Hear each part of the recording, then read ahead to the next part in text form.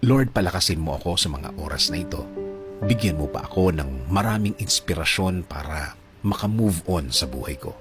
Ako ngayon, Lord, ay nakalubog sa isang problema na hindi ko lubos maisip kung bakit dumating sa aking buhay ito.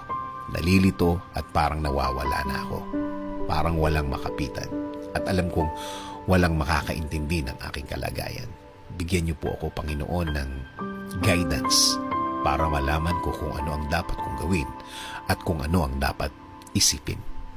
Ibigay niyo po sa aking daan ang mga taong tutulong sa akin at maging tamang impluensya sa aking buhay.